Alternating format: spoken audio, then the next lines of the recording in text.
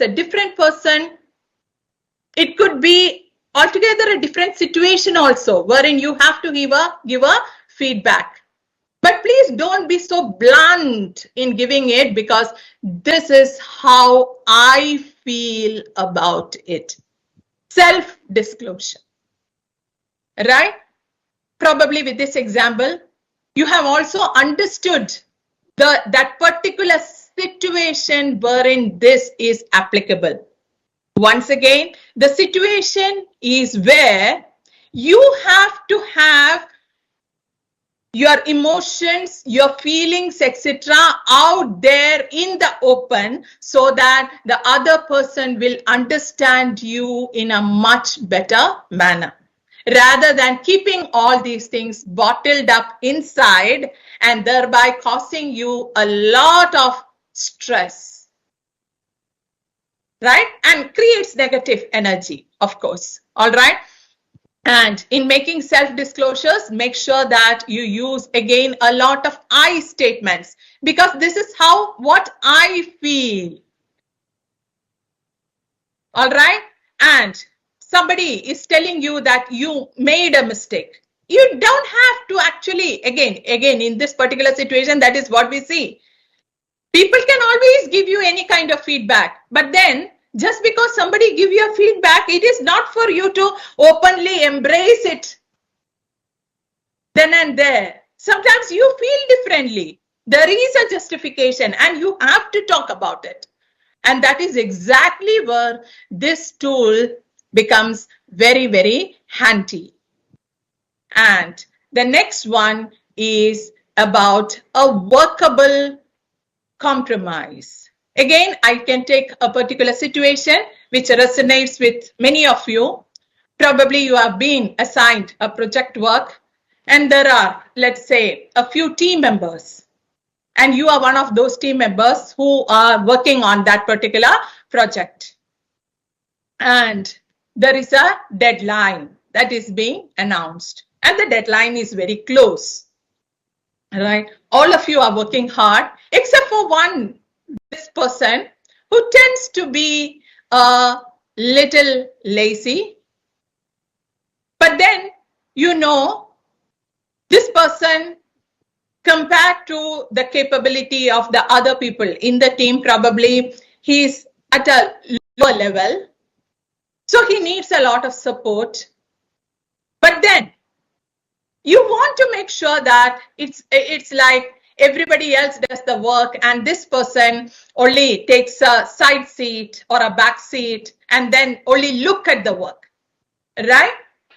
So you want to come to a workable compromise wherein this person also can be included to take up some task, although there is a justification to say that this person's capabilities are not as good as the capabilities of the other team members.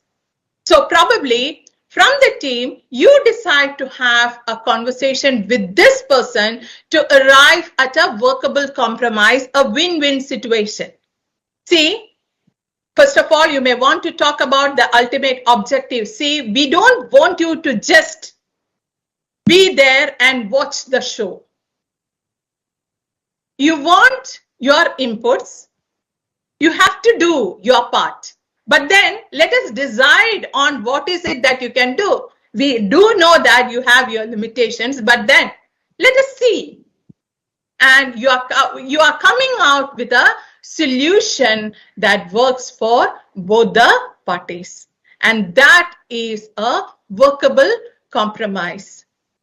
There needs to be a lot of using of your negotiation skills when you are talking about a workable compromise, because you need to understand with clarity what are your needs, what are your wants, what are your objectives, and equally you also need to understand what are the needs and wants and desires of the other party. And knowing that, you will have to probably shift from your original positions. You have to be a little flexible and then come to a decision, a compromise, which is acceptable to both parties and thereby you are having a win-win. I'm pretty sure that you have understood that specific situations when you are looking at something called as workable compromise. So today I have shared with you some important aspects of assertiveness communication. We started by understanding assertiveness communication not only as a skill but as a competency. We looked at what is assertive communication, a common understanding about what is assertiveness and what is assertive communication. We also looked at what is in it for you if you are being assertive. We looked at what are some of the challenges or what are some of the inhibitors that come in the way of you being assertive. Thereby, you could look at your belief systems and cleanse your belief system with an objective of becoming more assertive. Then we looked at some of the important tools that you can use so that you can communicate in an assertive manner. I'm hopeful that you have found the session useful and you will start practicing some of these tips right away. So with that, I am giving the baton to Vindhya. Over to you, Vindhya.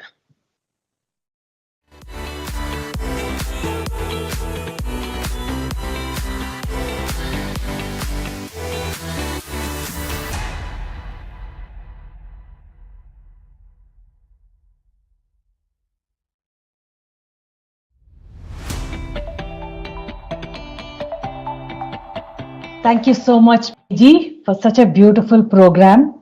I'm sure I'm voicing the audience opinion when I say that the tips that you have given is extremely useful, because I've read on the chat box people appreciating all that useful information you've given. So thank you so much for that. And folks, I hope you found it extremely useful.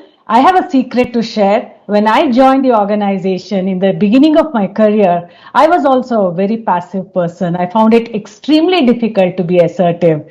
And the tips that BG has shared are some of the same tips that I have used to be more assertive in my communication. So please start using them right away so that you're going to improve the quality and the effectiveness of your communication. So with that, we are now moving into another very interesting and a very unique session, which is on looking at creating mind maps, or what is known as treasure maps.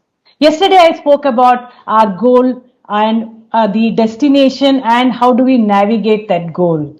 Like the saying goes, every journey begins with that step, right? So today, Deepa, one of our leading facilitators at Infosys, is going to help you create a map that helps you go or walk towards that journey of achieving your success. So without further ado, I'm going to invite Deepa Singh to take over. Over to you, Deepa.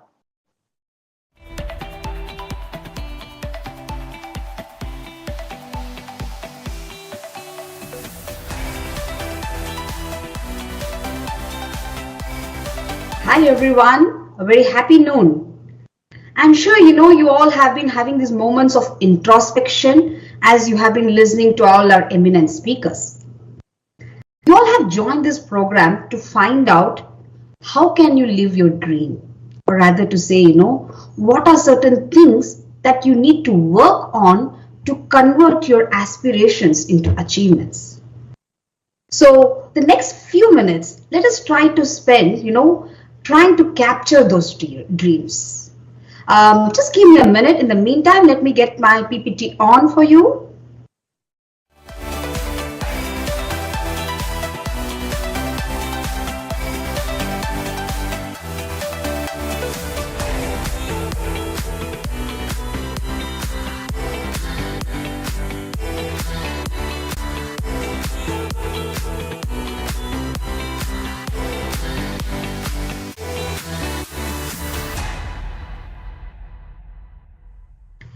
Okay, so we're going to look how to leverage a mind map to visualize your goals.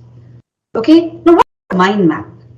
It's just an easy way to brainstorm your thoughts, organically of course, without worrying about order and structure. It allows you to visually structure your ideas to help to recall or analyze them whenever you want to reflect on it in the future. So basically, it's a simple diagram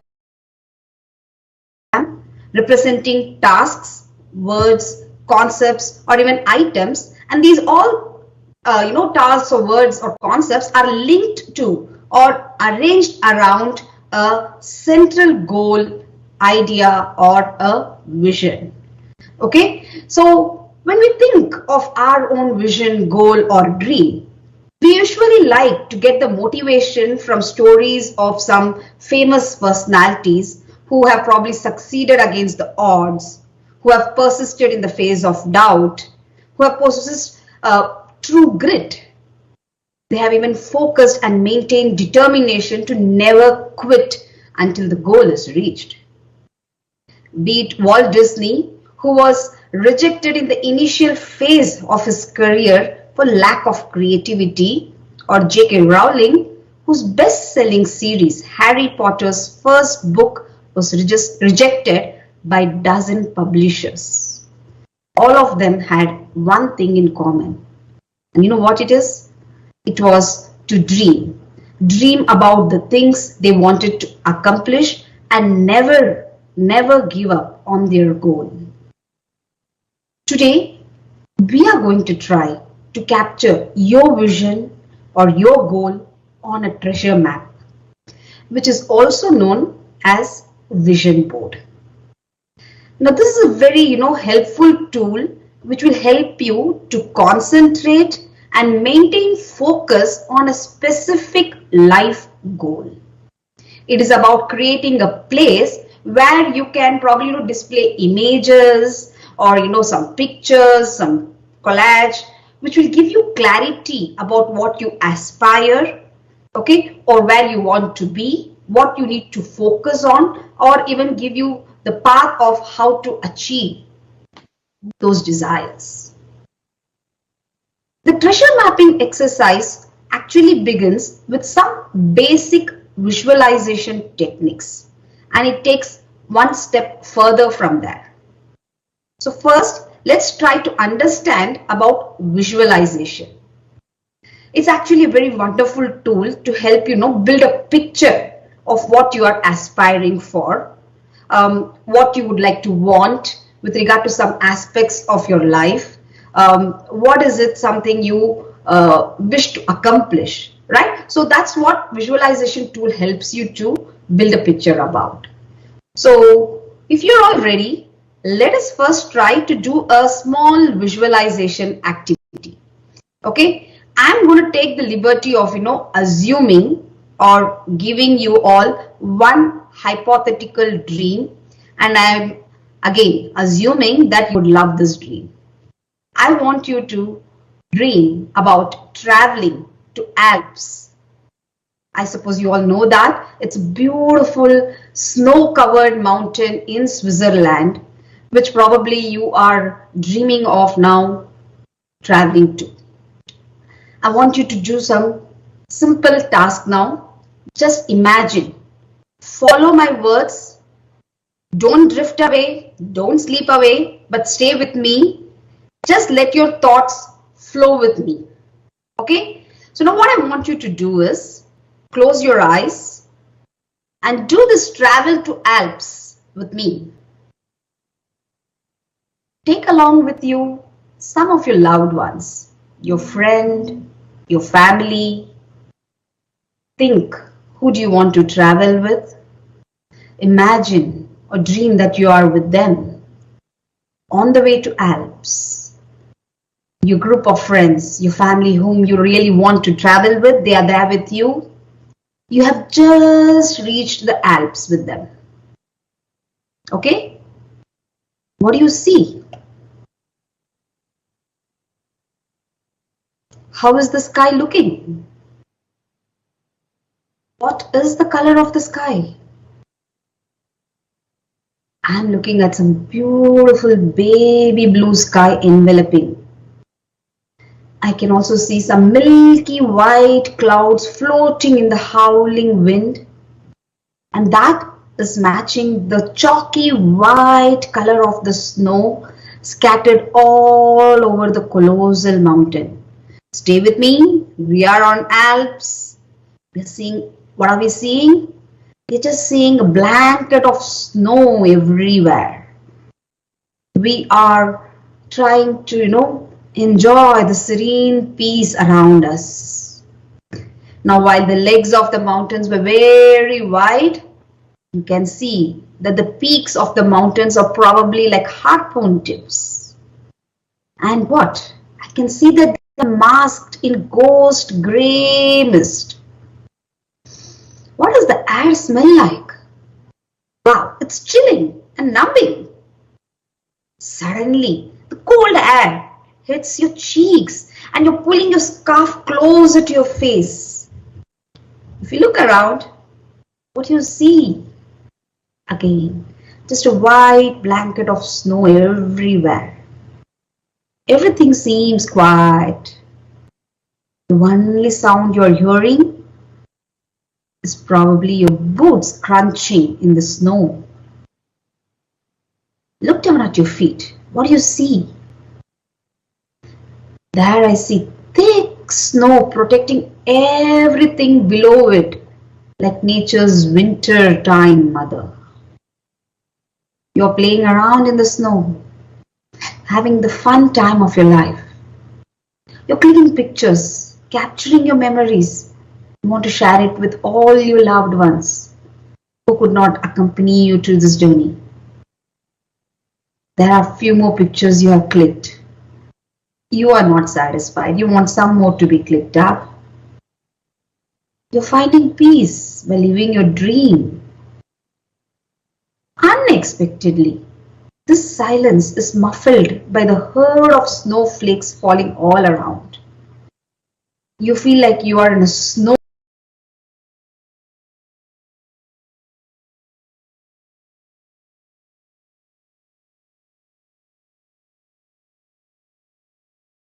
globe that someone has just shaken.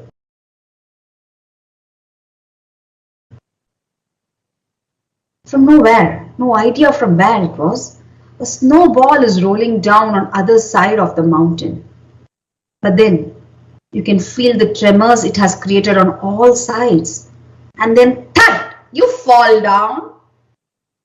You realize you're being pushed by someone. So you turn around and open your eyes to check who was it? There's your mom. Your mother just pushed you out of your bed asking you to wake up, get ready to leave to college. I'm so sorry for bringing in this last twist in this visualization because I really wanted to bring you back to our session. Okay, but hope you are visualizing this entire scenario and you lived in that very moment, enjoying the beautiful serene of Alps. Now, coming back to visualization for treasure mapping. When it comes to goal setting, visualization can become tricky as it takes time to concentrate, but it will help you to re-visualize what you're working towards. Whenever you need a quick boost of inspiration or motivation, you just have to look at your treasure map. With treasure mapping, you will be able to create a physical representation of your entire visualization. You can do this with either a drawing, a painting, a collage, or even a digital art. So let's get started with this activity now. I hope you all have a paper or a notepad with you, and of course some pen, pencil, some color sketches with you. If not, just go and quickly grab one before we start creating our own treasure map. And I'm going to give a count of 10, that is 10 seconds for you to grab your paper, pen and come back. Okay, and the countdown starts now. 10, 9, 8, 7, 6, 5, 4, 3, 2, 1. And we start our activity now. I hope all of you are back with your stationery. Yes? A quick acknowledgement on the chat box if you all are back. And then we will proceed with our activity.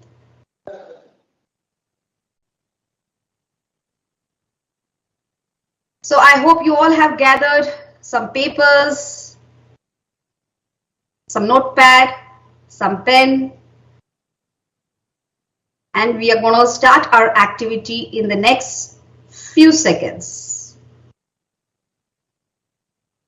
Can I have some chat acknowledgement? Are you all back?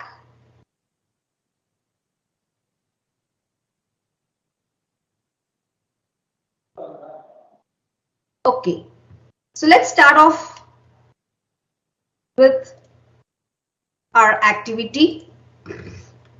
I want you to take a deep breath. Close your eyes and first clarify the goal you want to work towards.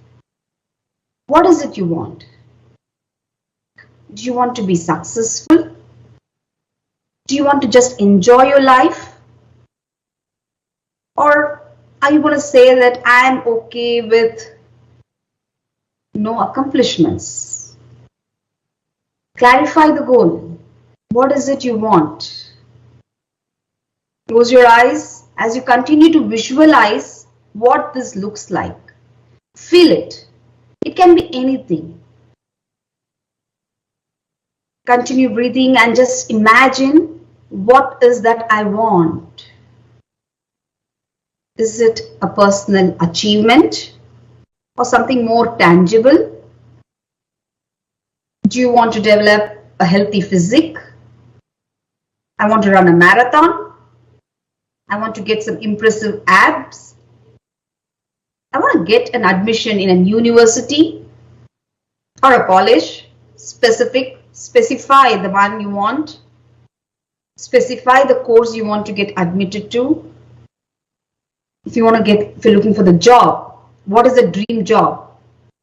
What is the role you're looking for? Is there a specific organization you want to join? Think about it. Think about it as though you have achieved it already. If it's about traveling, which is the city, which is the country you would want to go to? Think about every detail as though you have accomplished it already. Think as to what you want. Why do you want it? When do you want it? Where can you get it? How can I get it? How much effort do I need to do for this? Think about every detail, get your goal. Just close your eyes, live at this moment, thinking you have accomplished that goal which you want to. Now, I'm going to request you to open your eyes, write it all down in detail in the paper that you have gathered. Okay, write down all the specifics, whatever you visualized. You don't have to write it as text. You can even draw images, which will kind of, give clarity about what is it that you were dreaming about. What is that desire you have. I'm going to give you a minute to capture your thoughts, your dream, your goal, your vision. Write down or draw down every detail of it. Every, aspect of what you had visualized. The what aspect. Why? Where? When? Capture everything as to what are your goals. Now, if you have written it all down, I'm going to give you another few seconds to complete it. Draw a very clear picture. Try to build a very, very clear picture of what your goal should look like.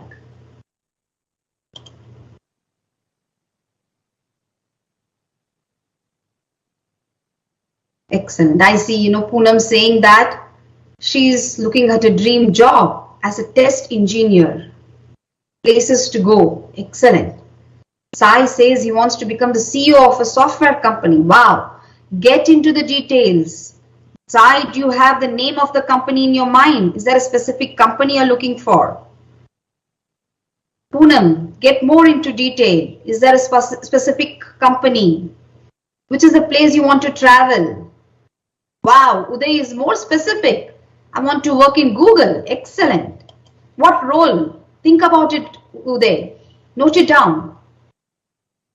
Okay, great. I see that all of you have got your goals more clear. Now, we move on to the next step of treasure map creation. I'm again going to request you all to close your eyes. And now I want you to think about the outcome of achieving your goal. You have already accomplished it, right? We just dreamt a while ago that we have got what we wanted. We have lived our dream. Yes? Now I want to think, after that, what would have happened? Where will you be? What will you be?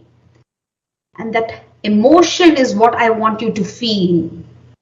I can already see that smile in all your faces. Right?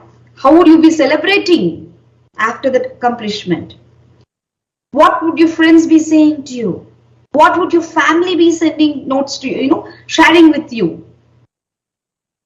What will you be sharing with everyone? I can see that happiness. Feel that happiness. Feel that joy. I can even see tears rolling down some of their eyes. Tears of happiness, of course. Right? So feel that emotion. Feel that moment of celebration. And open your eyes now and start writing that down. Okay? How did you feel of having accomplished that goal? Or what would you be doing after you have accomplished that goal? Either way, kind. I'm again just going to give you a minute to write down your thoughts, your feelings, your emotions. Again, feel free to not only limit yourself to text, but to draw small images to express your emotions. Akhil says he's feeling very proud. Shweta says, I'm extremely happy now. Excellent. I'm so glad about it. Beautiful. Now that you got your emotions, we move on to the third step of treasure mapping. And that is the creative one. We have to now get creative. You can grab any art supplies you have. If not, even some magazines you have, or maybe, some newspaper, some creative thing you have, at anything, which you can use to create your treasure map now. On your treasure map, at the top of your map, you are going to create a visual representation of what achieving your goal looks like. I'm going to share my own treasure map now, just to give you an idea. Okay? If you see at the top of my treasure map, is that, I'm celebrating right now with my family and friends at Radisson Blu, which is a very, very, very, popular 5-star hotel in Mysore. I live in Mysore. So that's where I'm celebrating right now. That is there at the top. My accomplishment, how I'm celebrating my accomplishment. Now, I want you to go one step down. Start working backwards, bringing in all the steps that are needed for you to reach that treasure, to enjoy the treasure from where you are now. Start working backwards with every step. Visualize what do I need to do to go there from where I am. So if you have to explain my treasure map, as I said, I'm celebrating right now. And why am I celebrating? I just got my PhD. I have the dream, that I want to get my doctorate. So I just got my PhD. Now, how can I get my PhD? For that, I should have cleared that Viva OC, right? Wow, I cleared my Viva. That's where I could get it. Now, to be part of the Viva, what did I need to do? I had to submit my thesis, right? My thesis has to be submitted. To submit my thesis, what did I do? I went back to prepare my thesis. I was preparing the thesis. Is the thesis preparation one step? No. I had to do multiple paper presentations. I had to collect data, more data, more data. And where did I collect all this data from? Probably by conducting a series of interviews. I met people, I conducted surveys over phone, I did face-to-face interviews, and I collected all the data and information I wanted for the thesis. But to conduct the survey and interview, what did I need? I need a questionnaire. I needed some basic information. I needed to do some research. I collected information from other sources. I thought about the questions. I thought about it. But then, can I do all by myself? No, I need a research guide. So then, I had my PhD guidance support. There was a guide who helped me out. I had to find a guide who helped me through this entire process. Will the guide help me just like that? No. He is going to help me only if I have an admission in a renowned university, right? So, I have taken my admission for PhD in one of the reputed universities, a choice, which I can be more specific about the university. Now, can I get an admission just like that? No. What do I need for that? I need money. Of course, I have to pay fees along with my research proposal, right? So there at the bottom of the screen, if you see there is a research proposal I had to submit to get my admission. I had some money also to be saved to pay my fees. Why did I do that? Because I wanted to know what do I want to do by achieving, what do I want to achieve by completing a PhD? Why do I want a PhD? That is the first thought which triggered this entire treasure hunt for me. I hope you guys are all with me in this journey as you are capturing your own goal. You have visualized it already, and now you are creating, you're putting down your steps. As I said, move backwards, align your images, drawings or collage, whatever. Try to see how you can connect them. Okay? I'm going to show you few more examples of how this vision board can be created. There's one here just for you to refer to. These are some vision boards which you can create it, keep it at a place where you can see them almost every day. It can be, at the back of your wardrobe door. It can be behind your bedroom door. It can be, even if it's a digital imprint, a screensaver of your laptop or desktop, a mobile screensaver, right? Whichever way you feel comfortable, create it. And I'm going to give you another few minutes to create your own visual board.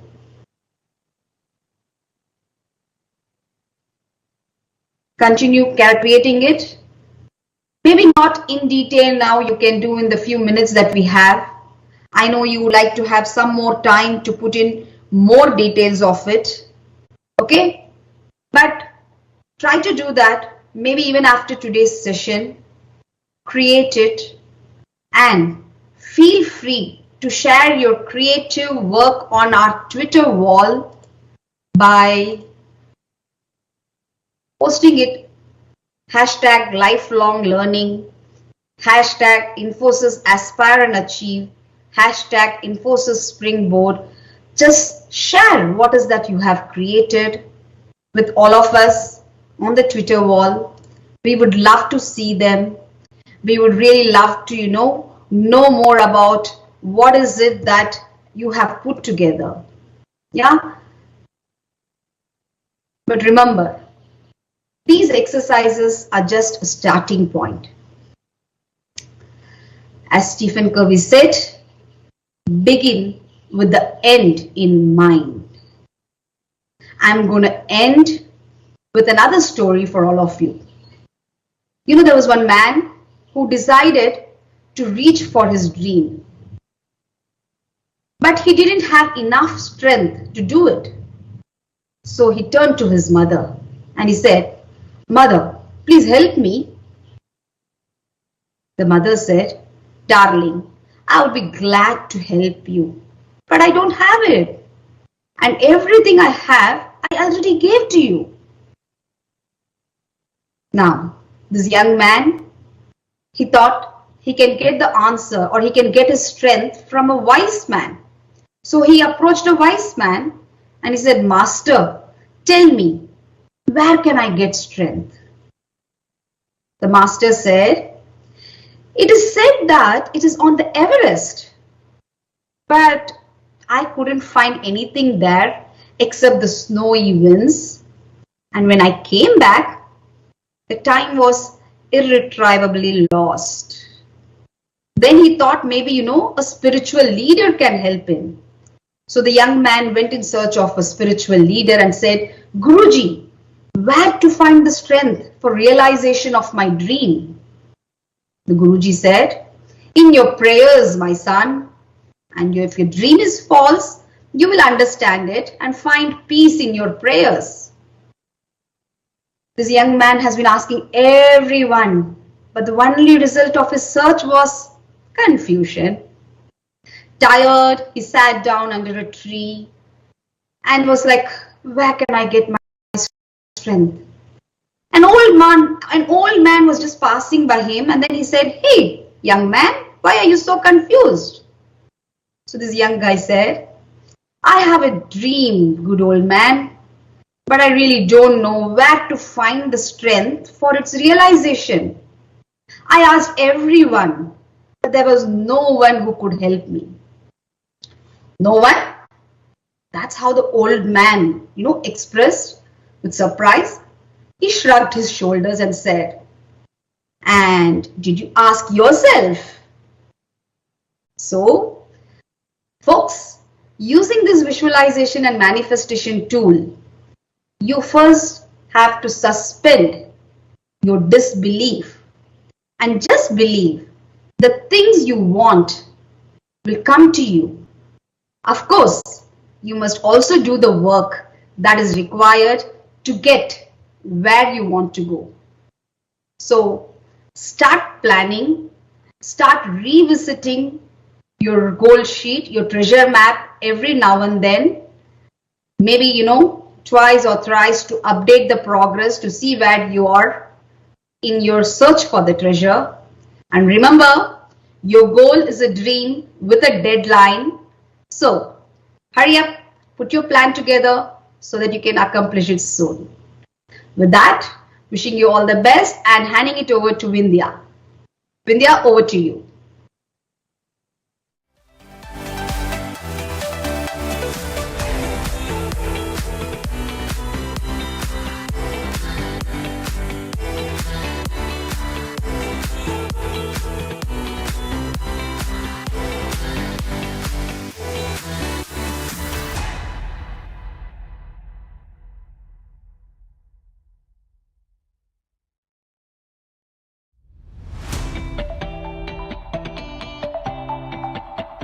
Wow, Deepa, that was so inspiring. Very interesting, fun-filled, as well as very, very useful. And I'm sure all of you, my friends there, must have equally enjoyed this visualization. In fact, COVID has not allowed us to travel anywhere. And this visualization where we went to Switzerland, I'm sure every one of you enjoyed it. So thank you so much, Deepa, for this very useful and very important technique. In fact, I'm going to be using the treasure map right away to see how I can plan my goals. So with that, friends, we are going to now move into another very important session. Again, we're going to have the pleasure of BG coming in here, facilitating this session and helping you understand how to present your thoughts across in a more powerful way, as well as how to build your virtual presence and professional presence so that connecting it back to what Simran had spoken about, building a perfect brand image. So, without further ado, I'm going to invite BG to take over. Over to you, BG.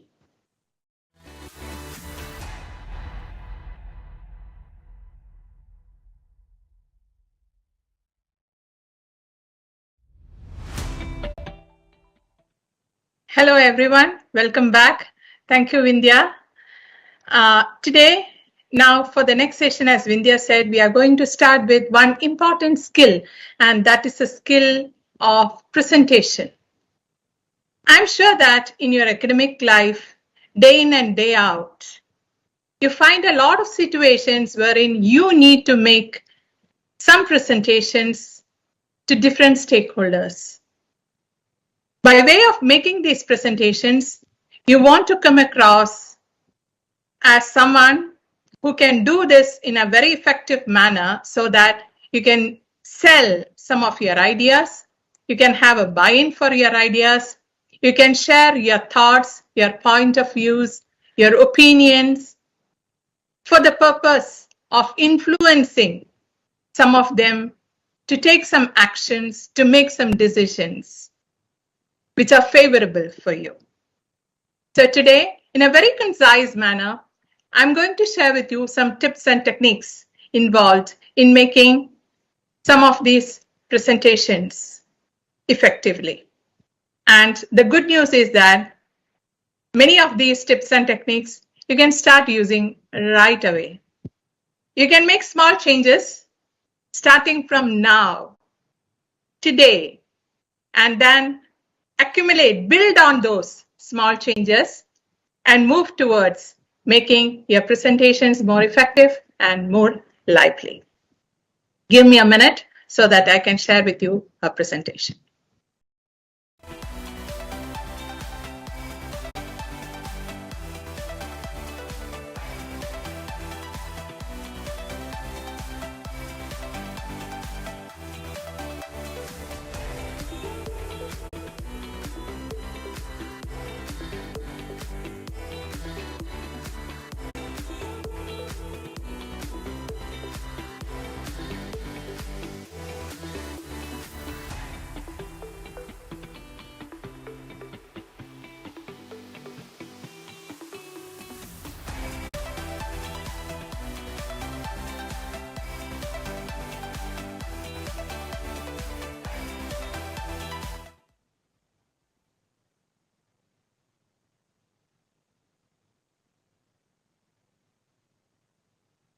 Yes, so let us start with You have to unmute. the presentation skills topic.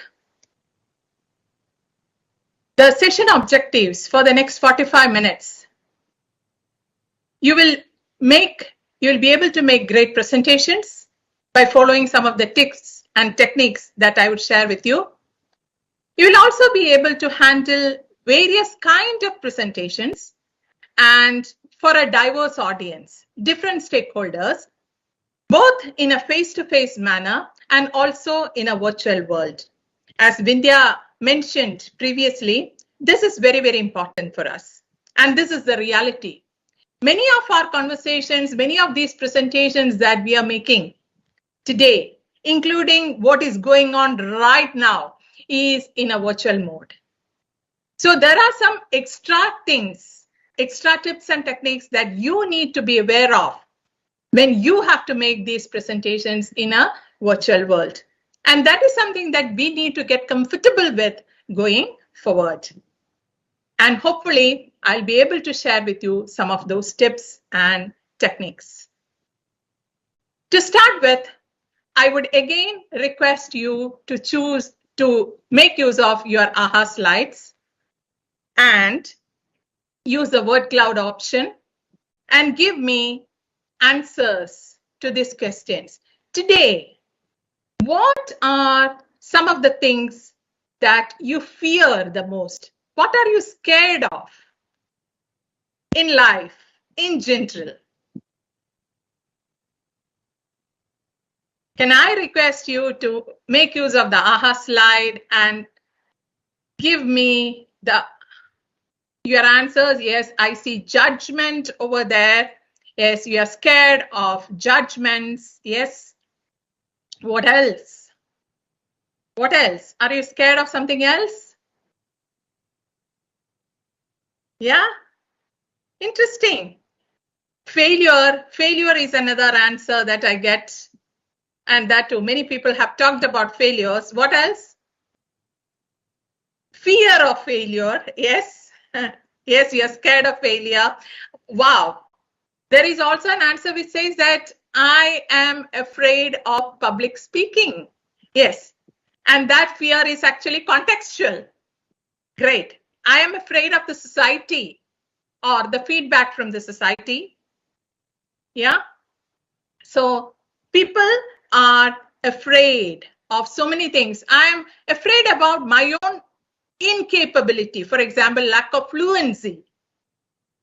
I'm afraid of the mistakes that I'm making because I know for a fact that I'm not perfect and my imperfection scares me a lot. I am afraid of the opinions that I receive. And sometimes I'm even afraid of my own opinions because I don't know for sure whether they are right or wrong. I always look at it with the lens of being right or being wrong. Okay, I'm afraid about all the negativity going around me. Yes, of course. All right.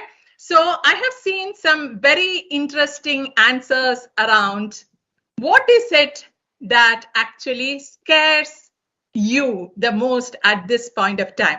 It would also be very, very interesting to share with you the survey from the book of lists. People were asked this question, what are you most afraid of? Public speaking was the number one answer. In fact, even fear of death on the list. So the understanding is, my dear participants, students, you are not alone in this journey. All of us, many of us, majority of us have this fear of speaking to an audience, public speaking. So in a way, I want to take this opportunity to congratulate you because you are knowing, acknowledging that fear of you in your mind, the fear of public speaking. And to deal with anything, first of all, you have to acknowledge it and everything start with accepting it. And that creates the trigger in order to do something, take an action and probably reduce that fear. And that is wherein you are improving on your capabilities and your capacity. So let us talk about how to do this. Again, a small activity. When you are talking about a good presentation, the topic is around presentation, effective presentations. When you're talking about a good effective presentation, we actually talk about 3 key words. And each one of these words start with the alphabet, the letter of the alphabet P. So tell me, make an intelligent guess and tell me which are the 3 P's of a good presentation. You can again go into our AHA slide and I have given you 3 choices there. Pick the one you choose. Is that option which stands for the 3 Ps, which is that combination which stands for the 3 Ps of a good presentation. I'll wait for a second.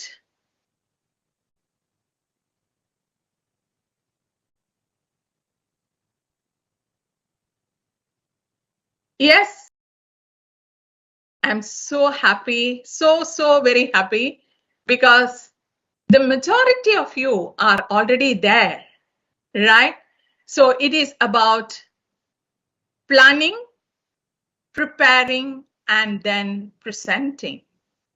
These are the key aspects to take care of when you are making a presentation. So let us take a deep dive into each one of these factors. The first one is about planning. Now, if you don't plan for your presentation, I would say that that is a sure recipe for disaster. Planning is absolutely important. And what are some of the aspects of planning? Let us look at it one by one. You can look at some of the WH words here. The very first thing is, why am I making this presentation? Your objective. You should understand the reason why today I'm going to present this. What is the reason? Do I have a reason? And then, what am I supposed to present? What is the objective? What should the learners get from me? The learning objective. I need to state it. So, why am I doing the presentation? What are the learning objectives? And who is my audience? Because one of the most important things when you make your presentation is you need to be audience friendly. You could be a subject matter expert, but if you're not delivering to the needs of your audience, your presentation is not going to be effective. Right? So you need to be audience friendly. And for the purpose of that, you need to understand who is your audience. What is the expectation of your audience? What is the knowledge of your audience as of now? Because as a presenter, you are going to build on that knowledge, right? So a very concrete understanding about who is your audience for the particular presentation. And again, also questions like when. Because I'm pretty sure that we handle a lot of topics, right? Some topics are very informal in nature. Some topics are very formal in nature. So probably the time of the day when you are talking about something formal, when you are talking about something informal, there could be a preference. And also related to how much of a time that you have for the presentation, because one of the ground rules is to understand that you should never overshoot the time that is being set as an expectation from you as a presenter. So knowing when to present, what is the duration which you have to make your presentation, all those things are important. And where is that presentation? Today, I can take a solid example. I can do a presentation facing an audience live. I can be in a conference room and see me face to face and I'm making a presentation. Whereas I am doing this presentation in a virtual mode. So what's the importance of planning? See, to make the presentation interactive with my audience, for example, some of the techniques and tactics that I employ in a face-to-face situation is very, very different from some of the techniques that I employ in a virtual mode. So I need to know where I'm going to make this presentation so that I can pick and choose the right techniques so that I can impactful manner, in a manner in which I can also get support interaction from the audience. Because as a presenter, one of the most important things that you need is this cooperation and this support and interaction from your audience. So when you talk about the planning, these are some of the questions that you may want to ask and get the. When it comes to preparation, what is a sort of preparation? What are the dimensions of this preparation that you need to make? Practice, practice, and preparation, and then practice, right? So the first aspect of preparation is about knowledge. As a presenter, you will be dealing with a topic. It is advisable for you to have, and that too, some in-depth knowledge around this topic that you are going to present. Because today, when you look at your audience, you are addressing a set of informed audience, and for them, the information is at their fingertips. There could be scenarios wherein your audience is much more knowledgeable than you. So, without enough expertise and knowledge, if you stand in front of audience, you will cut a sorry figure, and you don't want to do that. So please check on your knowledge aspect, on your expertise aspect in relation to the topic that you want to present, and make sure that you have some deep knowledge, or in other words, you have that subject matter expertise. Again, with respect to a particular topic and with respect to the time that you have, you need to know, you need to prepare for organizing your for a specific time. What is the flow so that your audience is with you? They don't feel that kind of a disconnect. If your presentation does not have a flow, the biggest challenge for your audience is they feel very disconnected because they feel that you are rambling on, and your audience is not with you. So you need to prepare for that flow of thoughts so that you can take your audience in a very smooth manner from one aspect to the other, and they are with you. The next aspect is, again, you need to prepare for your visual aids. Why is this important? Probably some of you might be thinking, yes, I have great subject matter expertise, I can speak well, and that's enough. But please understand, all of us have our own different styles of learning, and that too preferred styles of learning. Some people, the preferred style is auditory. You learn while listening to others. Some people learn the most, your preferred style is visual learners. You have to see things. And there are some others who would need something called as kinesthetic learning, wherein you have to do something and you learn.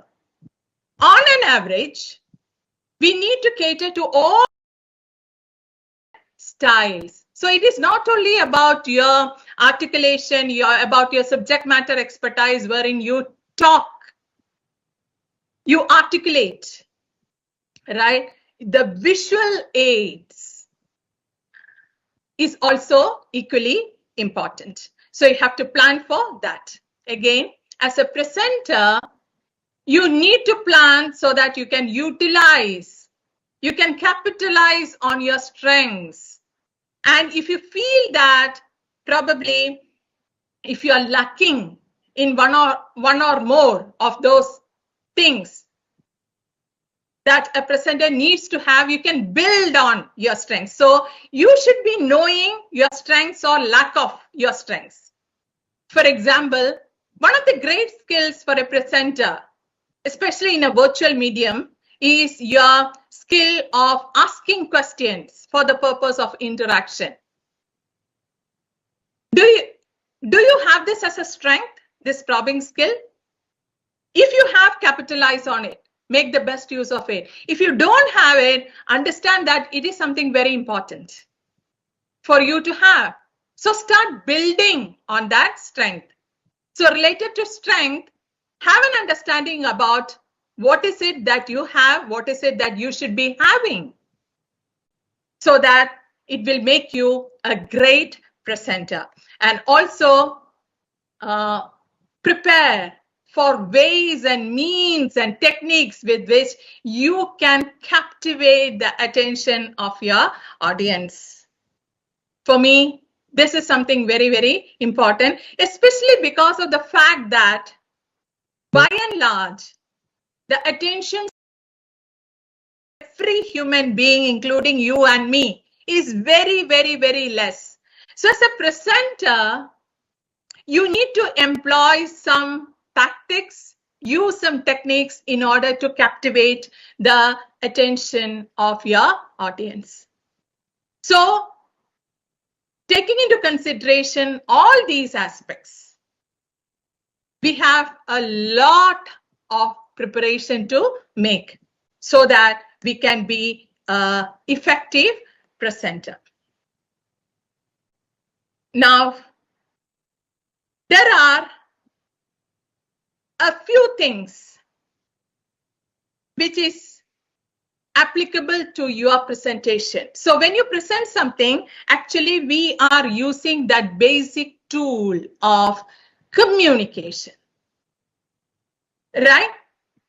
And I would want to share with you a particular example here, and I want you to look at this particular example, which is an advertisement for a mosquito repellent. So there is a literature there which explains to you about the mosquito repellent. There is also a visual there, right? So the visual component is there, and also the verbal component is there. Two components as of now. And if I were to read it out, there could also be a vocal component to it, right? To this communication. I want you to look at this particular example and use your chat boxes now to tell me, for you, what is creating more impact? Is it the way that you see it? Is it the literature around it? That is a verbal part, or when you read, the impact that it makes? Which is more impactful for you? I'm waiting for your chat responses. Put that on your chat. Is it the visual? Is it the verbal? Or is it that vocal part, the voice part of it? If you choose to read it.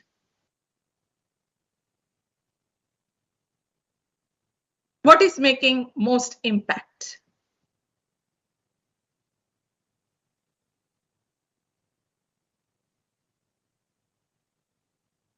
Waiting for some answers. It's a subjective answer. When you see this ad of the mosquito repellent, what captivates your attention? Is it the look and feel of it, the visual part? Is it the literature, whatever you see written, verbal part? Or if you choose to read it, how it lands, the vocal part?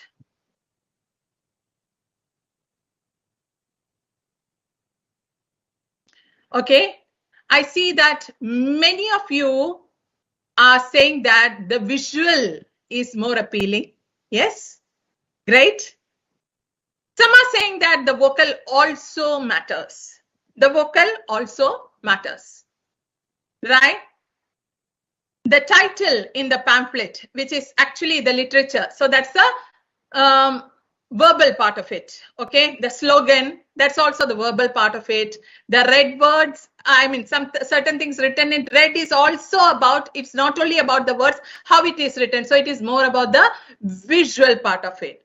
Dark colors on a light background, yes, all those things are the visual parts of it, right? So this exercise was to help you to focus on three important components of any communication as is being identified by a scientist called as Albert Mehrabian in his studies, right? So we are going to talk a little bit about the three V's of articulation, because while you are doing a presentation, you are communicating, you are articulating your thoughts and your ideas. You are explaining a concept, probably.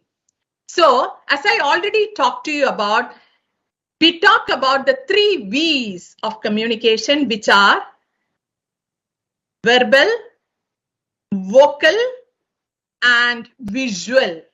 So here, how you need to understand visual? Visual is more of our body language. It is not about what you see on the slide. If you are making a presentation and the importance is to you, people see you, your body language, your posture, your gestures, your appearance. So that's a visual part of it. The verbal part of it is actually what you say. And the vocal part of it is your voice, how you say it, using the tone, the intonation, and all those aspects. Your voice quality. So 3 V's of articulation: vocal, visual, verbal. So as I already told you, Albert Mehrabian has done a particular study on this, and he has actually given a kind of percentage allocation to talk about the importance of verbal, visual, and vocal, right? Again, I want you to make an intelligent guess. What do you think today is that percentage of importance given to these three components? Please go to your AHA slides and attempt the next question.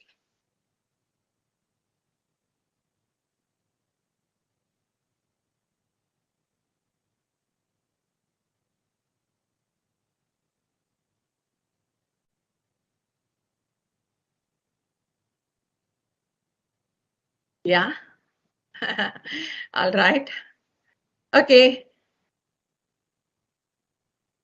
I see the answer here, and I mean, yeah, so it is like people are putting the answers, and it's a close tie between the option A and option, yeah, so yeah, it's fluctuating now. But yes, most of you have got it right, because the majority of you say that it is, the percentage is this, as you see on the slide. But then I want you to have a clear understanding about this.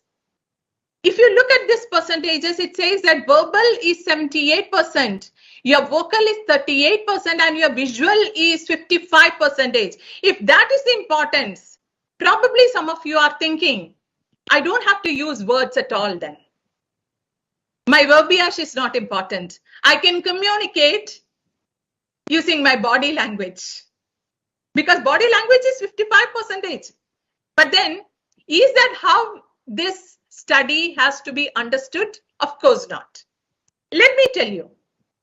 What it says is that even with the right words or the right verbiage or the right literature, if you don't say it using an appropriate voice, tone, vocal is important. And if your body language, when you say it, especially when people can see you, if these things don't come in sync, the articulation is not going to be effective.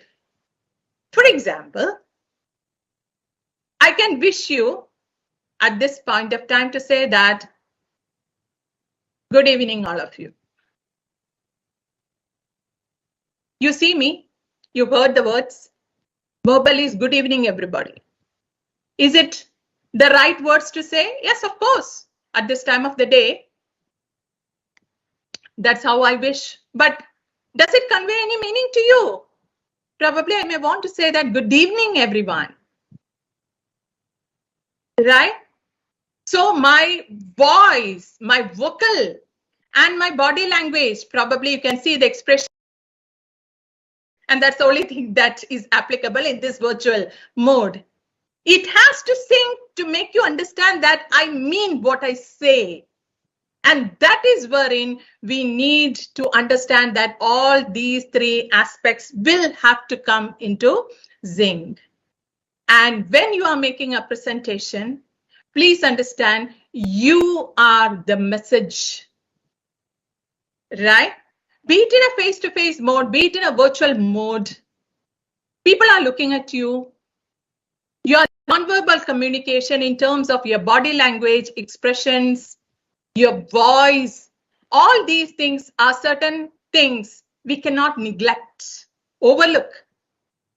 Just as your content, expertise, your verbal part of it, all the other elements also will have to come to sync so as to make you a great presenter.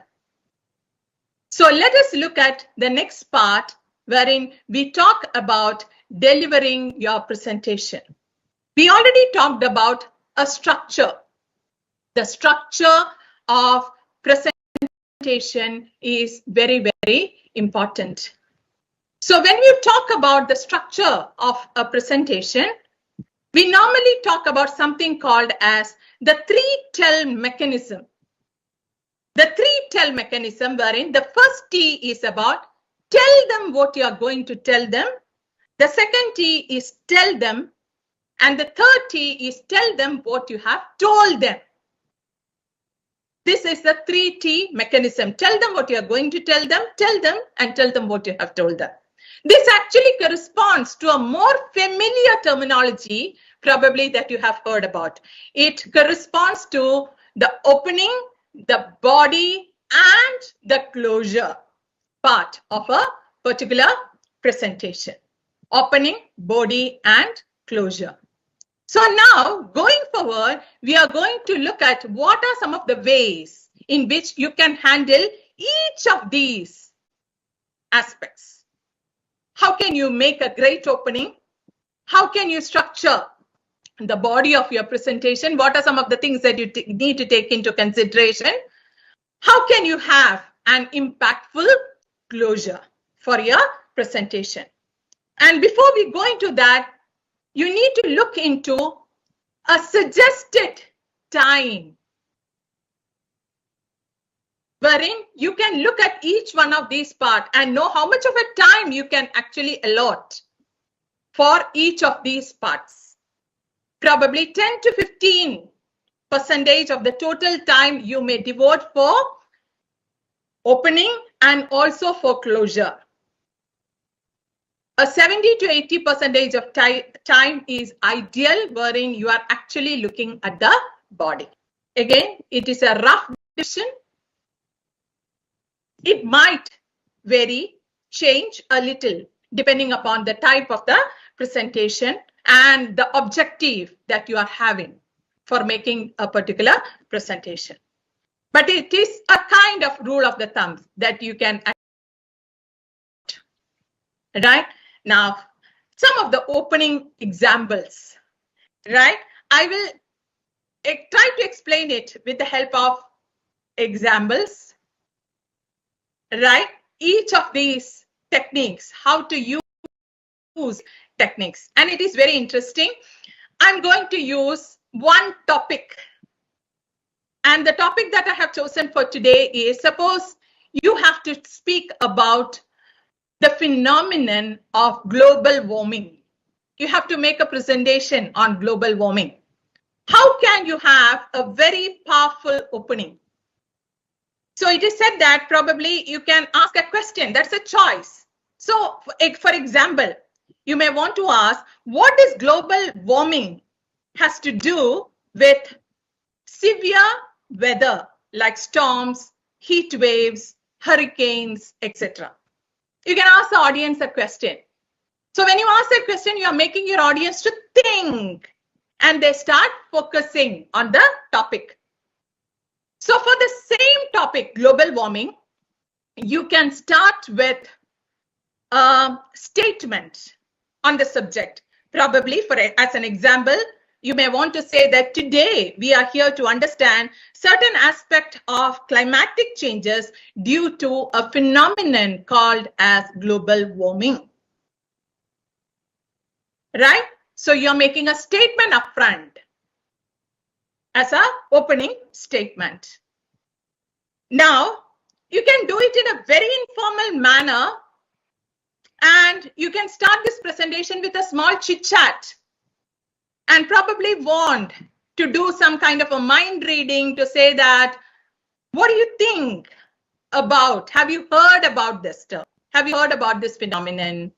What do you think about it? Do you see anything around you which is related to that? Have you listened to the latest news about this phenomenon, global warming?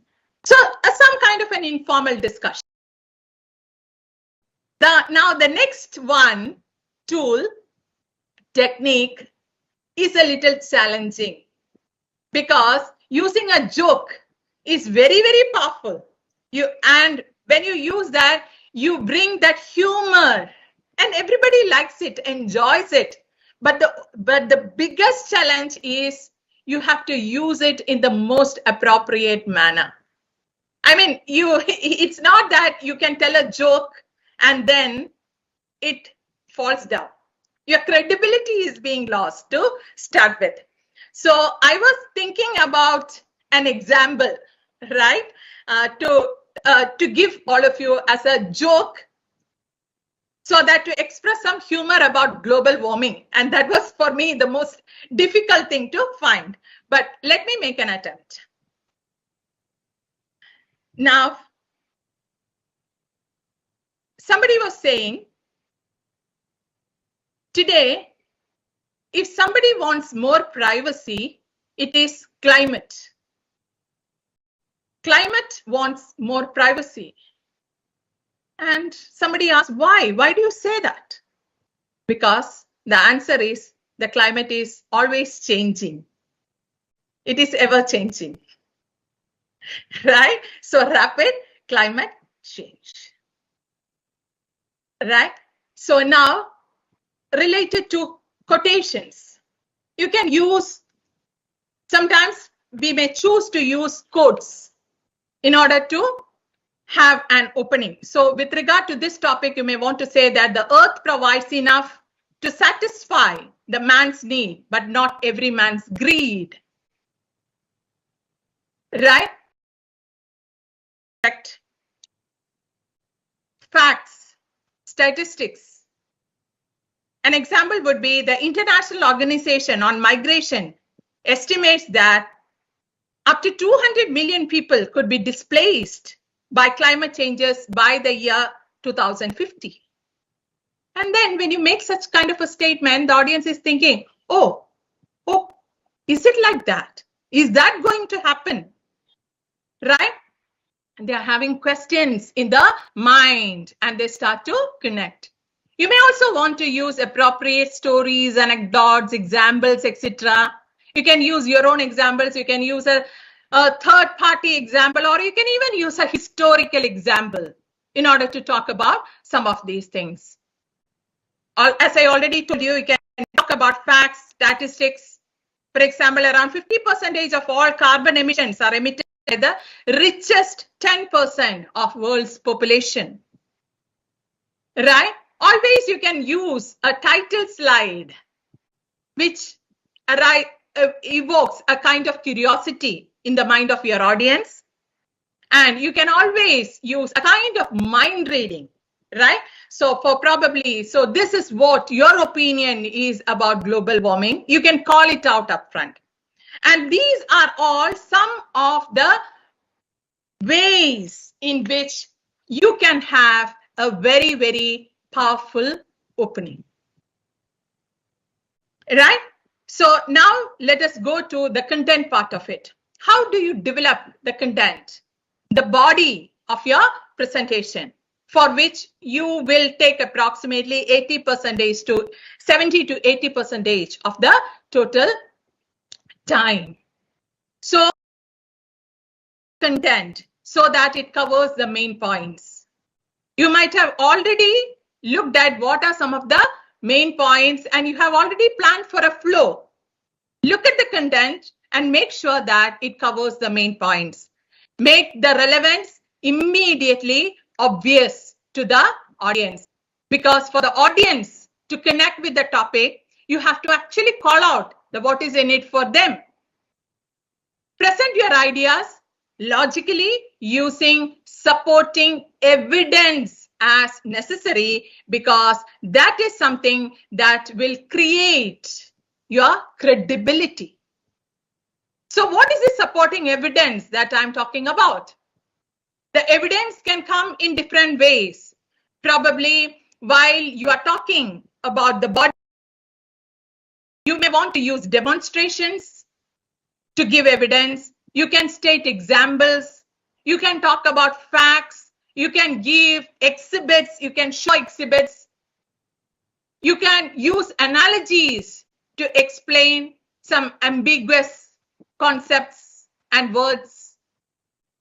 You can even use testimonials as evidence and also statistics, right? So there are a variety of ways in which you can make your content, your body look very, very credible by giving suitable, by supporting it with suitable evidence.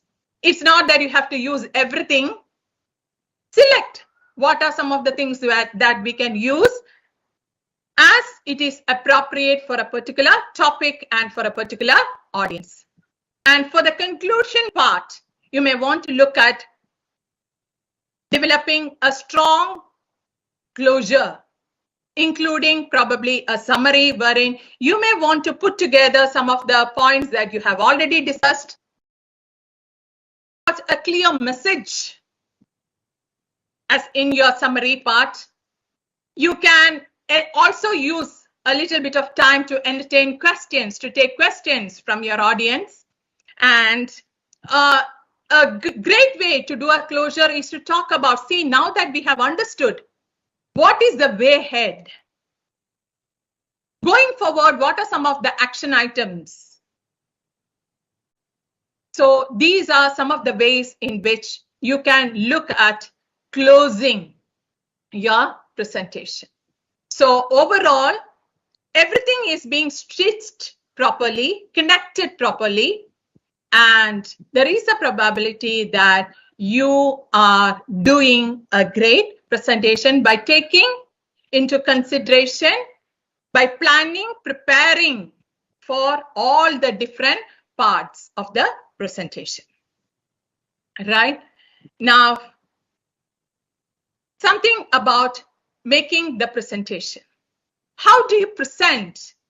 So with all this planning and preparation, finally you have to present. And when you have to present, one of the most important things that we tend to forget is about ourselves. You as the presenter. Because please understand, there is no exaggeration when I say that when you are making a presentation, you are the message. It is not about the aids, the visual aids. It's not about the deck that you use. The most important is for you, because you are the message. So what are some of the important aspects that you need to look at, how you need to look at yourself? That is wherein I want to talk about some of the most important aspects of body language for you as a presenter when you are doing a presentation. So we are looking at this with the lens of each one of you making a presentation. So when you are making a presentation, what is your body language? Okay, so we want to talk about three important aspects here: your gestures, your posture, and your movement, right? So mostly gestures are with your hands, right? And also it's also about the eye contact. Now, first of all, let us start with your facial expression, starting with eye contact. Eye contact. So what is an eye contact? When you have an eye contact with your audience, you are being seen as connected very well with your audience, and your audience are much more receptive if you can maintain this eye contact. But then do not stare at your audience, right? And make them feel uncomfortable. One thing again, while I have to mention here, maintaining this eye contact is a little tricky when you are making a virtual presentation like this. So one of the ways in which you can overcome that particular difficulty is to make sure of your camera presence, making sure that you are looking into the camera to create that illusion to say that you are maintaining eye contact. Your facial expression. Definitely, I'll be talking more about this when I'm talking about your professional presence a little later, but connected to your presentation, people are seeing you. And I would want each one of you to understand that even today, while we are not having that liberty to make a face-to-face presentation, make sure that when you are in a virtual mode, you are doing something so that people can see you, especially when you are presenting. Keep your camera on. See, you do not do not have any excuses to say that, of course, when you are a presenter, to say that I'm not camera ready. You better be camera ready. Switch on that camera and be sure about what you are projecting, your expressions on your face, a pleasant expression. And something that costs you nothing is a great smile, because a smile is contagious, right? You actually transmit this pleasantness in this virtual room to your participants. Facial expressions, your dressing. Again, in a virtual mode, I don't want anybody to say that you can take any excuses and neglect your appearance, the attire. In fact, Simran talked about some of these things yesterday. I just want to say this once again to share with you how important it is. One advice that I can give you is to say that just as you would dress if you are going to make this presentation face to face, you have to exactly dress the same way, even if you are connecting with people in a virtual mode. This is only going to improve your own confidence level. So there is something in it for you also. You have no excuse there to go underdressed and to be seen as a person who is not confident enough to start with to make this presentation. Only one word of caution. Some of the attire that you wear probably look very good when you actually see it, but on the camera, some colors, some prints, etc. might be very, very distracting to the eye. So you may want to switch on your camera and do a rehearsal once in a while to understand how you look and probably take feedback. Your grooming, the way you probably attend to your hair, right? All those things, finer details are very, very important for you as a presenter, because you see a lot of eyes are on you. Whether you like it or not, you are the center of attraction. And people pick up some of these things. And if any of these things go faulty, people tend to be absorbed in that single thing and everything else is cut off. Do you want that to happen? Do you want to take chances there? Of course not, right? So we need to be looking at some of these things. Before we close with this particular topic, let us do a small exercise. I'm going to show you some postures, gestures, right? And I want you to look at it. And many of you, and this is something that talks about something called as universal body language. Universal body language, right? Somebody standing with the hands on the hips. Usually it is being understood as, sometimes it is taken as very casual. So you definitely cannot have, you are making a formal presentation. Suppose a little variance of it shows a little bit of arrogance also. So I'd say that it might not be very ideal for you to have this particular gesture. For some people, it comes automatic. Please try to avoid this when you are a presenter. And especially for the men who are attending my session, hands in pockets, right? And definitely you don't want to do that, right? They say that it is being read as a sign of probably not being comfortable, a little bit of nervousness, right? Thumbs up sign is something good. Folding of your hands like this. They say that it is being read as a sign of diffidence, to say that you are close, you are aloof, you are not open. And when you say something which means that you are open, it is not making meaning to your audience. It is not landing for your audience because your gesture is opposite.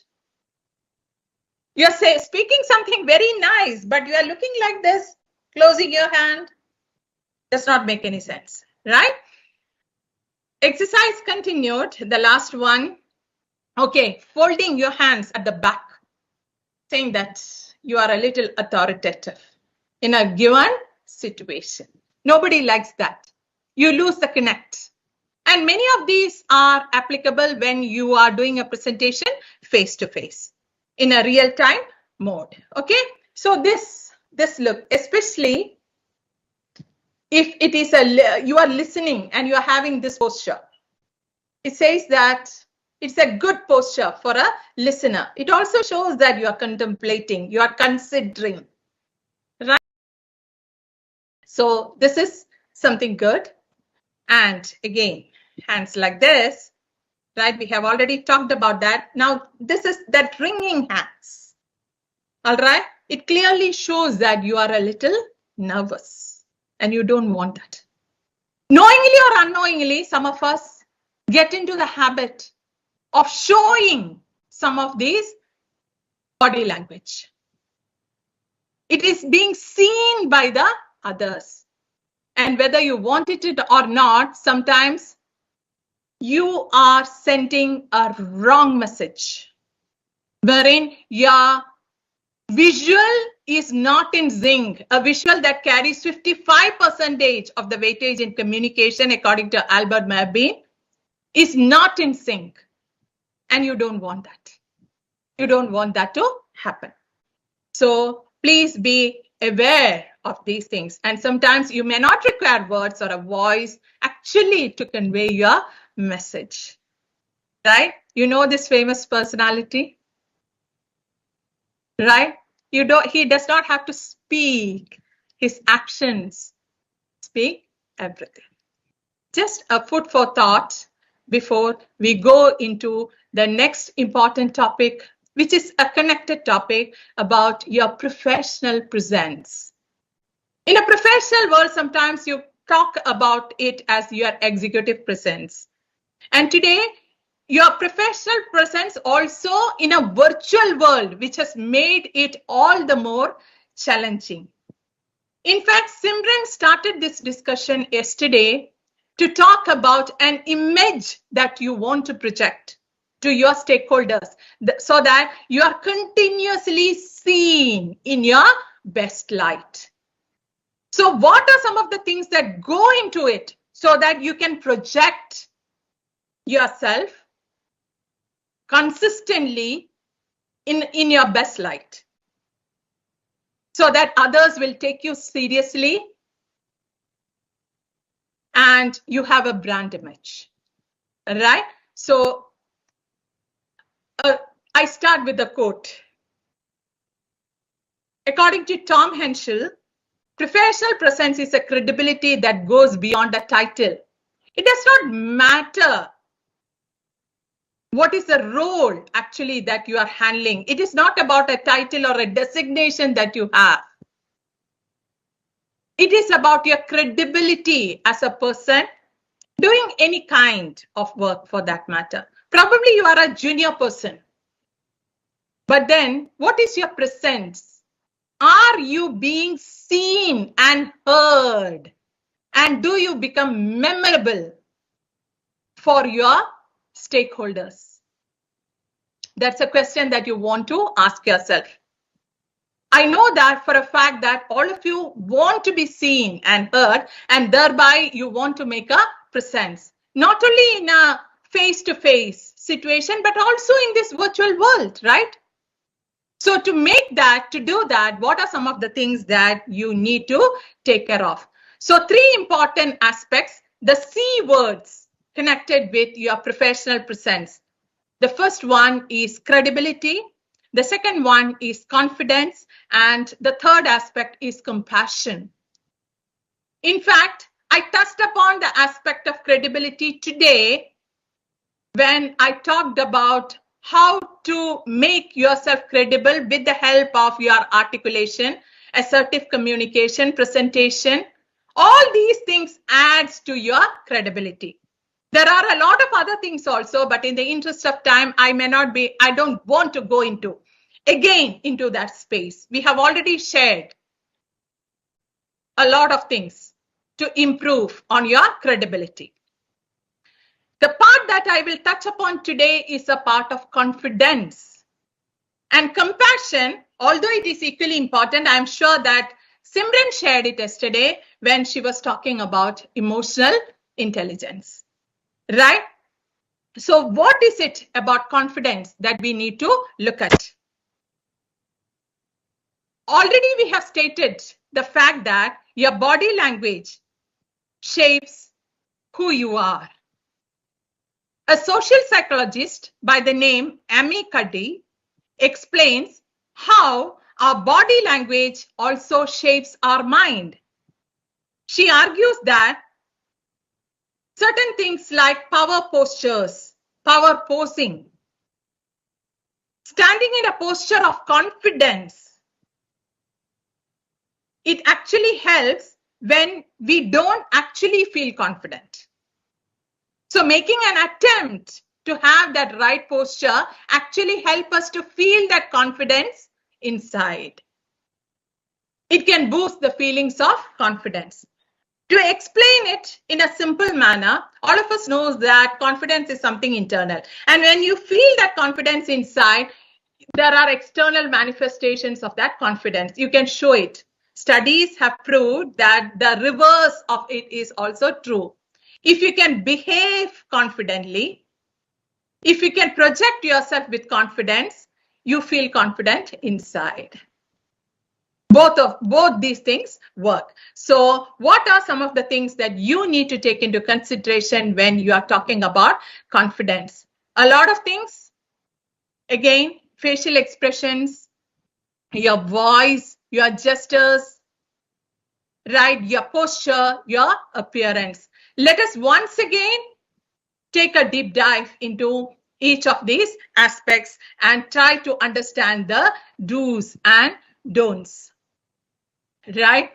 So communication is not so much what you say, but it's also about how you say it, right? So all these elements are very, very important. What is about your posture, about your gestures, right? If you are to be seen as a confident person, how do you look at your posture? What are your appropriate gestures? What are appropriate facial expressions? What are some of the things that you need to take care of while you are taking care of your appearance? And how do you take care of your voice? That's also very important, right? to project that kind of a gravitas. So first of all, we will start with the aspect of appearance.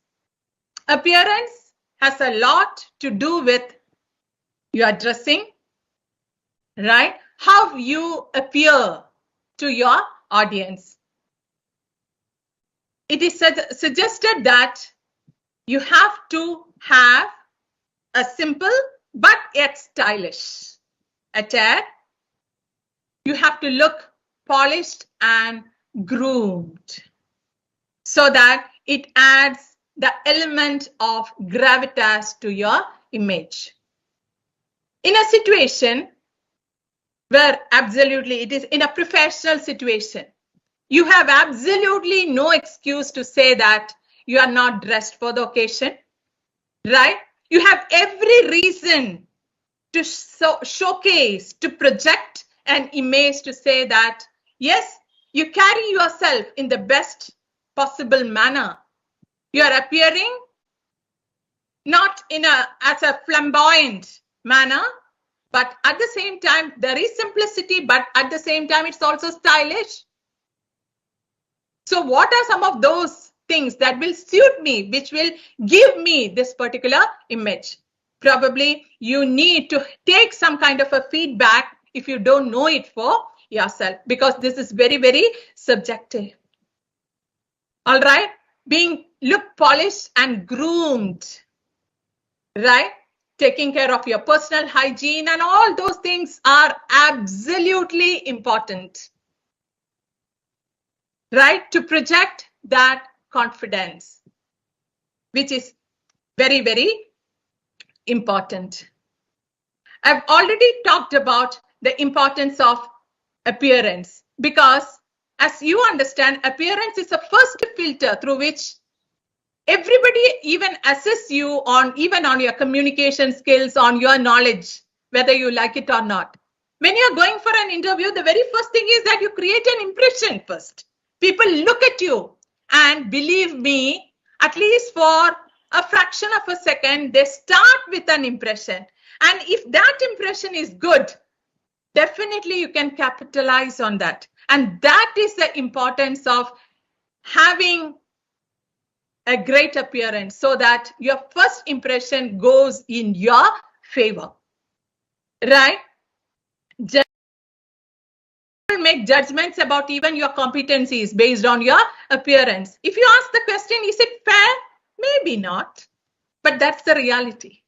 You and I do that, right? So knowing the reality, we should be well prepared to consistently appear in the best possible manner.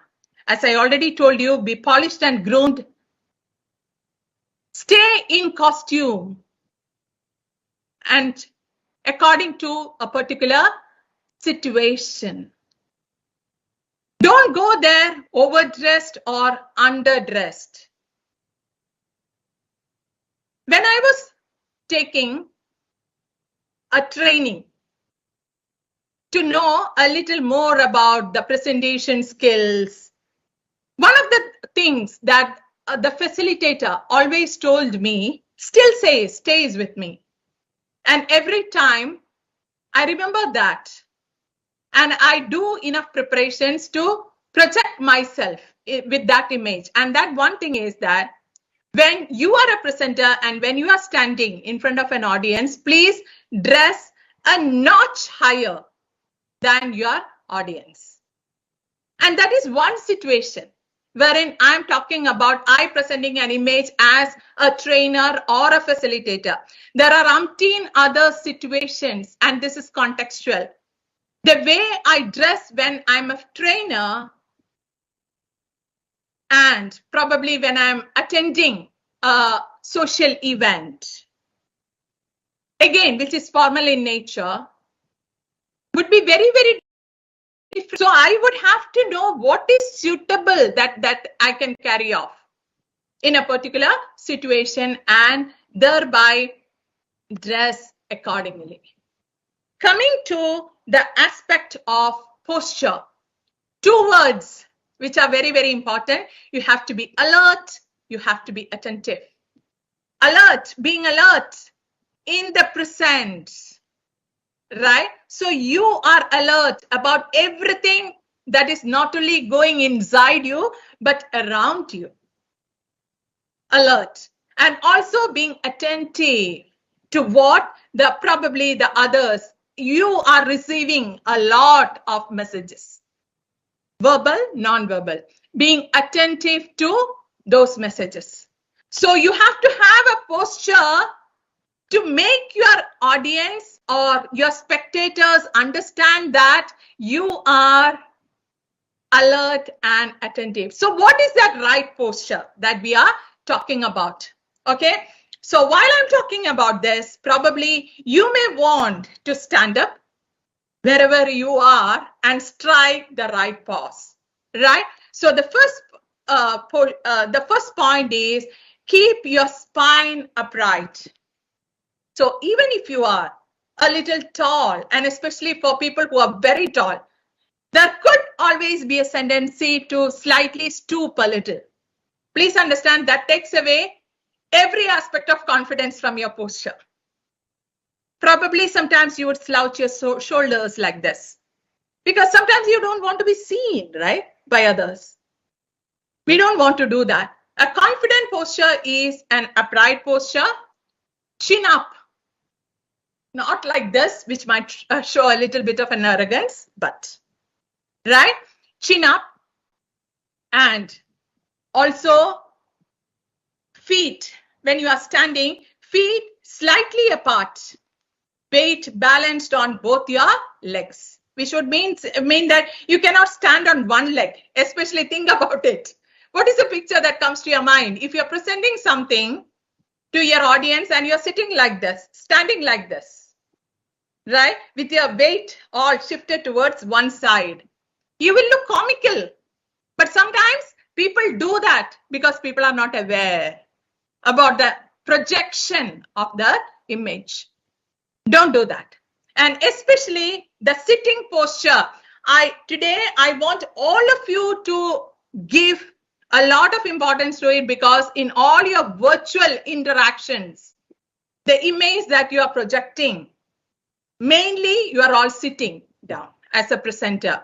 So don't sit like this as if you are relaxing, right?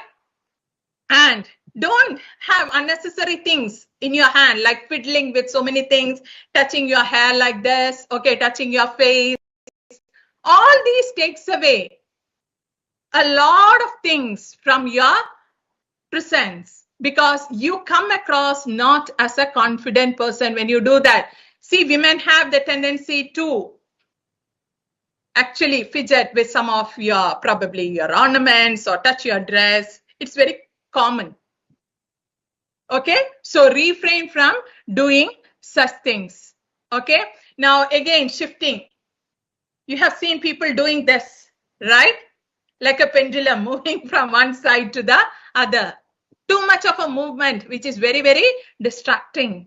Don't do that. A calm poise you need to strike. And that is very, very important for the projection of your gravitas, your professional presence. Moving on, your gestures. Gestures are mainly with your hand.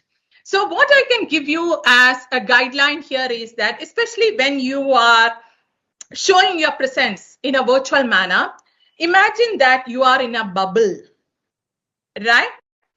So your gestures are something which has to be contained in that bubble, right? Do not overshoot. It might be looked at as a little bit of an exaggeration, but something that you can work around. And again, please go and use your hand. Otherwise, what happens is very often you are sitting still like a stone, and what happens is people are wondering, is the screen frozen? I can see just Biji's lips moving, and I cannot create that kind of a impact, right? So gestures, but then they have to be meaningful and they have to be appropriate.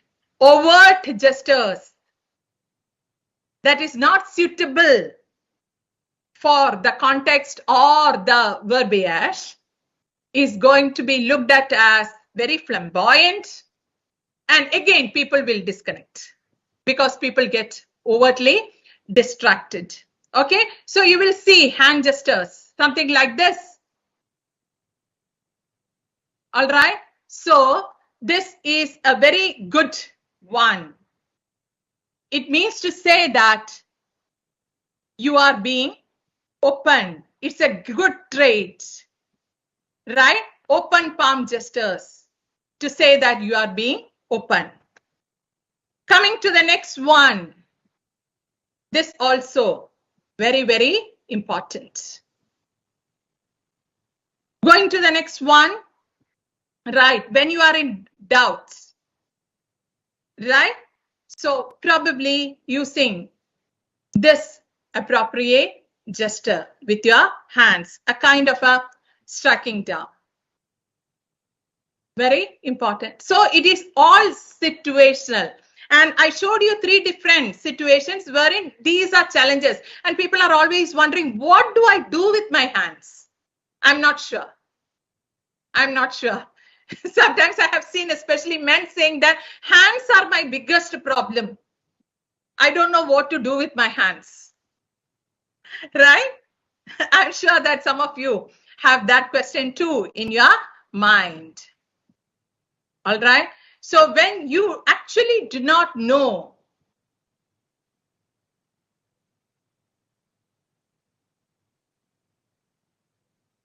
to bring your hands down, and that would be an appropriate gesture, right?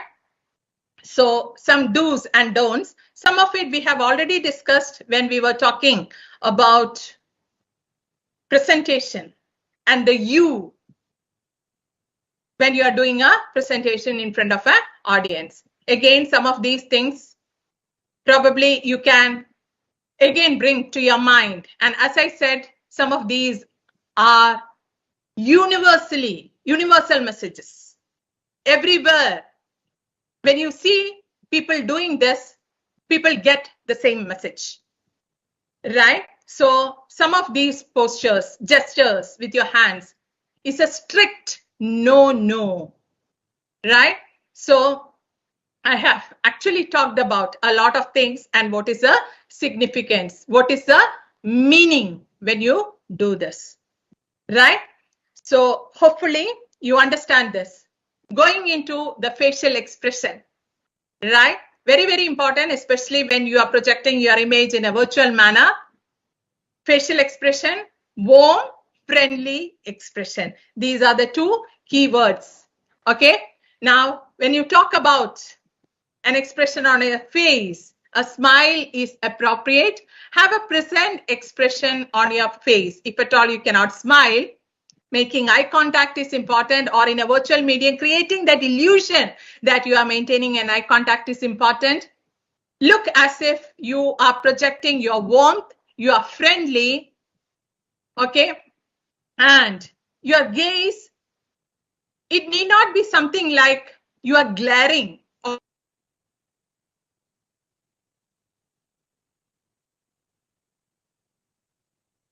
time to frown, okay? So you take, you use a lot of muscles, right? To have that frown, which does not look very good, right? And that creates, it's very contagious. When you start frowning, your audience also will start frowning. When you start smiling, probably that's also very contagious. So please understand, all your facial expressions are contagious, right? So going with the next most important part, your voice, right? A few words which we will take a deep dive into: the pace, the pause, the volume, and the pitch. As a facilitator, this is one of my favorite pieces to explain. I enjoy explaining it. So what is the pace? Pace is about the speed. You can talk about something in a great speed, and you don't have to wait for the audience response. You can go on and never stop. So that is somewhere where I'm using a pace, which is very fast, right? Whereas sometimes I can also use a very slow pace. And there also it's a danger. What happens when you are speaking very fast? There is a disconnect. Audience cannot understand you. When you are using a slow pace, very, very slow pace, again the audience will disconnect with you because there is a lag. And in that lag, their mind is wandering, just waiting to listen to what is your next word. So maintaining an appropriate pace is very, very important. That is wherein we all need to understand what is the rate of speech, how many words you speak per minute. So they say that anywhere between 120 to 150 words is an appropriate pace. How do you know about it? If you are in doubt, you may want to do a script and read out, record, and count the words. Definitely, you can take a feedback from others to know about your pace. Others will tell you, right? And this is also very contextual. Probably, you can speak a little faster when you are speaking with fellow Indians. But when you are speaking to an US audience, Americans, probably deliberately you will have to slow down a little more to suit their pace. The pace is far less low than our pace. And that's a difference, a cultural difference that we see. Pace is very, very important. Voice, right? Now, the pauses that you use, slow down, take a pause. Pause creates a drama. It creates a curiosity and creates a suspense. Pause appropriately to persuade effectively. And in the name of pause, avoid fillers like, okay, you know what? All these are fillers. This comes to you if you lack in fluency, and sometimes you are not aware of about it. It is again very legitimate for I use sometimes lots of right. It's a filler. I am constantly trying to reduce it. I have got a feedback on that. But sometimes it comes. But if it is too much, how many times you have started doing this, counting the filler words of your faculty? Being a student, back in those days, I have done that. Some words that the faculty would use again and again, you start counting on a lighter note, right? But appropriate pause is important. Importance of looking at the aspect of volume. Volume is about the loudness. The loudness. Adjust the volume of your voice for effective speech. Don't speak so loud that, I mean, it is very, very uncomfortable for your listeners. Increase volume to generate the excitement. And lower your volume to create drama. Increase the volume to create excitement and lower the volume to create drama. The lower your voice, the volume, please understand, the greater your presence as a leader. And I'm okay with this self-disclosure, wherein I, as an educator, got this very, very specific feedback from a senior leader. She happened to listen to me and she gave me a feedback on the volume of my voice. It's a natural instinct for me, and that is definitely not a justification for me to be a little louder. And that happens at all times. But in a virtual mode, that becomes a shrill. And that is how my voice lands sometimes.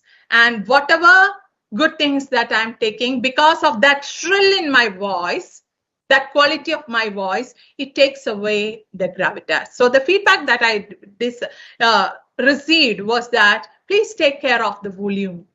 Please make sure that you are lowering the volume. And I think the men, they have some kind of an advantage in this particular area. Now, volume is not the same as pitch. Pitch is about the note, a high note, a low note, right? So judge the natural pitch of your voice. Avoid mistaking volume for pitch. Add emotion. How do you want the audience to feel? Bring in that feelings to your pitch. And lower to indicate seriousness, higher to show, again, excitement. Emphasize on the appropriate word. So related to the pitch, the stress, where you stress, where you give importance, your tone and the intonations that you use, all these things are components that go into you understanding about what is the right pitch for your voice. Okay, now coming to this slide, which talks about some of the faux pas which you need to be wary of, right? So you can go through some of these things again. These are certain things that you need to be beware of. One is high-pitched shrill voice, which I have already talked about. Breathlessness. Sometimes you are having too much of an excitement, and because of that, you become breathless. You cannot handle your breath. You feel a kind of a choking sensation. You just cannot have enough breath to speak. And that's a scary situation. It can come to you because if you actually do not practice some deep relaxation breathing techniques, especially if you are doing a lot of presentations. Okay, overconfidence is something that you need to be beware of, because if you are overconfident, probably you may not want to give attention to the preparation part, right? So some of these things, all these things I have explained to you, right? So this is a final snapshot of all the faux pas that you need to be beware of, so that you don't make some of these mistakes in your presentation, right? So with that, I come to the end of my second topic, wherein I have mainly dealt with the aspect of confidence to improve on your professional presence and thereby project the right image. I'm hopeful that you have had a great experience, and as you see in the slide, share your experiences with the larger world. You can use these hashtags and probably help other people also to benefit from some of our sessions. Feel free to share your experiences. With that, I close with my session and hand it over to Vindhya once again.